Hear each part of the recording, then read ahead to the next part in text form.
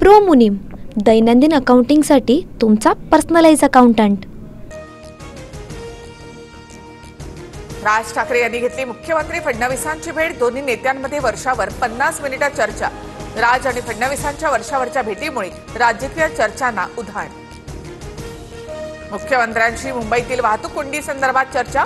फडणवीसांना विकासाबाबत आराखडा दिला। भेटीनंतर राज ठाकरे यांची माहिती। उद्धव ठाकरे यांच्यासोबत भवितव्य नाही हे राज ठाकरेंना माहिती आहे। राज ठाकरे भाजप बरोबर जातील, अंजली दमानिया यांचा दावा। कामाच्या निमित्तानं अनेक जण एकमेकांना भेटतात, भेटीचा वेगळा अर्थ काढण्याची गरज नाही। राज ठाकरे आणि फडणवीसांच्या भेटीवर अजित पवार यांची प्रतिक्रिया। कीर्तनकार भंडारी यांनी थोरातांना धमकी दिल्याप्रकरणी संगमनेरमध्ये मोर्चामध्ये थोरातांनी व्हिडिओ दाखवले, तर थोरातांनी चुकीचा व्हिडिओ पसरवला, भंडारे यांचा आरोप।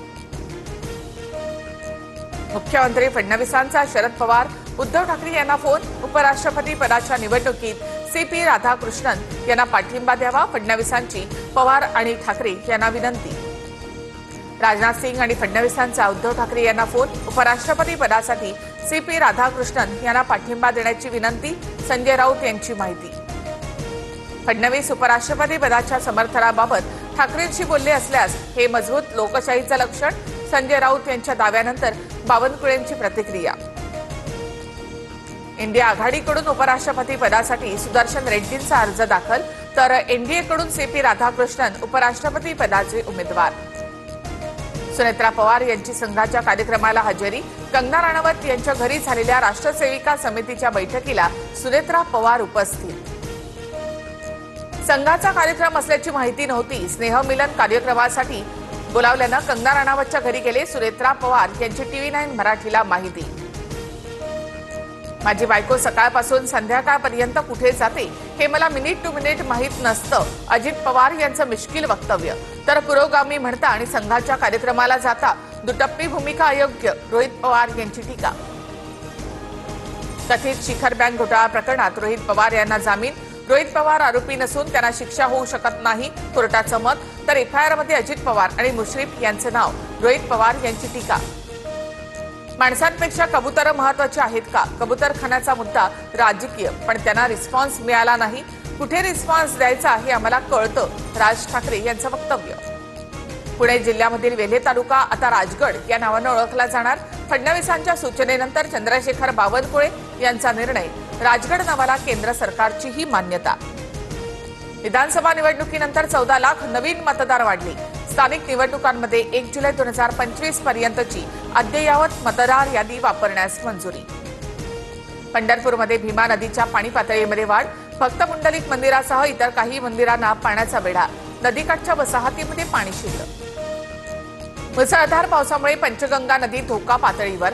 कोल्हापूर शहर परिसरामध्ये पूरसदृश्य स्थिती। अनेक प्रमुख मार्ग बंद, हजारो हेक्टर शेती पाण्याखाली।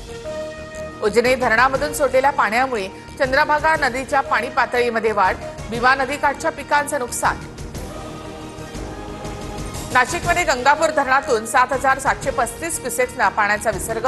पाणी सोडल्यामुळे सोमेश्वर धबधबा प्रवाहित। भारताचे परराष्ट्र मंत्री S जयशंकर रशिया दौऱ्यावर। S जयशंकर रशियाच्या परराष्ट्र मंत्र्यांना भेटणार। प्रादेशिक सुरक्षा, आशिया पॅसिफिक यामधील स्थिरता या संदर्भात चर्चेची शक्यता।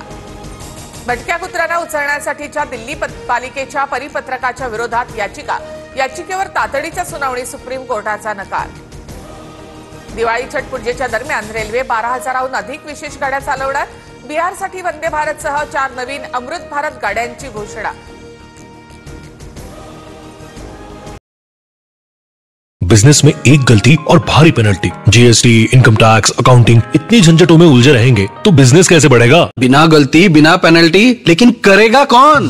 प्रो मुनीम, आपका पर्सनल अकाउंटेंट। सिर्फ 65 रुपए पर डे में accounting, GST, income tax, professional tax, filing, बिना किसी एक्स्ट्रा चार्जेस। सटीक, सुरक्षित, प्रोफेशनल सेवा। मैं तो प्रो मुनीम से जुड़ रहा हूँ, और आप? अभी कॉल करें 1800 266 1294 या विजिट करें promunim.com।